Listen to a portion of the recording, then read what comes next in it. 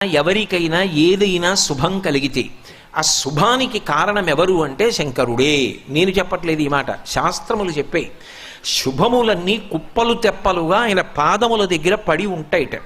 ఆయన అనుగ్రహించాడు అనుకోండి, ఓసారి ఇలా అంటాడు అంటే అది ఎగిరి వెళ్ళి ఇంటికి తోరణంగా పట్టుకుంటాడు. అందుకే ఒక గడుసు కవి ఒక మాట అన్నాడు, నేను ఓ పువ్వు పట్టుకొచ్చి మీ పాదాల మీద వేశాను అనుకోండి, నేను వేసినది ఇది పువ్వు, మీ పాదముల మీద ఉన్నది ఇది పువ్వు.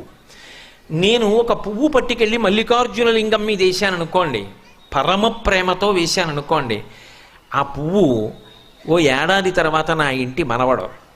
నేను ప్రేమతో వేసిన పువ్వు 2 ఏళ్ల తర్వాత నా ఇంట్లో మనవరాలు. నేను ప్రేమతో వేసిన పువ్వు నేను కట్టుకునే ఒక ఇల్లు.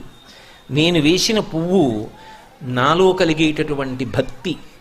నేను వేసిన పువ్వు ఏ వయస్సులో నాకు రావాలో ఆ వయసులో